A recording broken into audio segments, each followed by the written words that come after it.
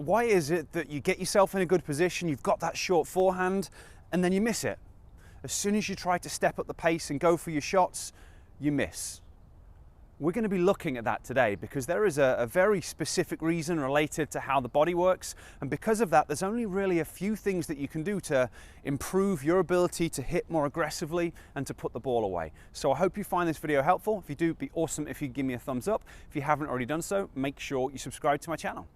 The reason you're making so many mistakes when you start to go for the ball is because of the speed accuracy trade-off. This is just a simple human phenomenon that means the faster we try and do something, the more likely we are to make a mistake.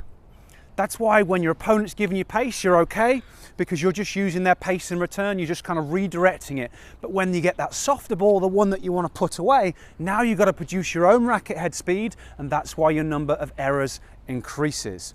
Now, the first thing you can do to really reduce your number of errors is focus harder on the ball. Try and keep your head as still as you can on contact. Watch the ball onto the strings. It's the old cliche, but it's so important.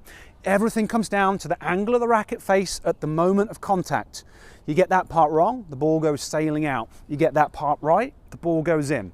The way that our bodies work, our visual system is our dominant system. So the more closely we're looking at something, the more accurate our movements are going to be. So you've got to try and keep your head still. And this is a really easy one to practice with a ball basket on your own. You can just throw the ball up, just practice keeping your head still over and over again, and just start to increase the speed of your shot and just work on it. Demand from yourself that you're going to keep your head still. And I've been relearning to play left-handed. This is something that I've done a lot of, and it's made a big difference because you can just feed yourself that ball that's got no pace and just work on it. Head still over and over again. So that's the first thing to work on. The next thing you want to do to try and reduce the number of errors you make when you're going for your shots is improve your technique in terms of the biomechanics. Look, it's all about effort. If you're swinging your arm really hard, you're more likely to make a mistake. Whereas if you're using your whole body to generate that racket head speed, so you've got a nice unit turn, you're driving through the back hip, then the torso's coming through, then the shoulder and the racket are coming through. Now we're using the whole body in sequential motion to be able to create the racket head speed. So the racket's still traveling quickly, but you're putting a lot less effort in, and because you're putting a lot less physical effort in, the number of errors is going to go down. So you want to continually be working to make your strokes more biomechanically efficient.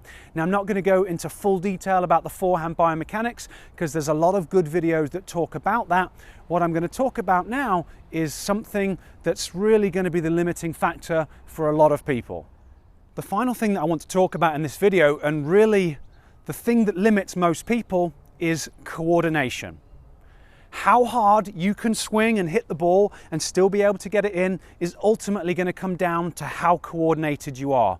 It's all about being able to control the angle of the racket head at the moment of contact.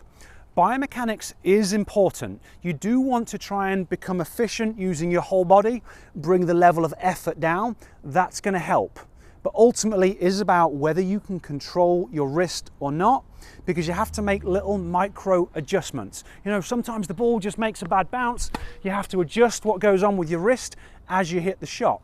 That's why you see a lot of the pros, you know, sometimes they hit the ball in a certain way, but then other times they'll just finish with a buggy whip because they had to. They had to make that adjustment based on the ball that they're dealing with. And we all know people who are really good players that don't have modern techniques. They've got a continental grip and they can just hit it aggressively just with that continental grip, and they're still consistent with their shots because they're really coordinated. They've got control over their body and they've got control over their wrist. So this is going to be a key factor and something that holds a lot of people back.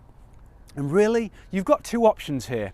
You can either accept it and just don't go for as many shots, and that's probably a good strategy for most people.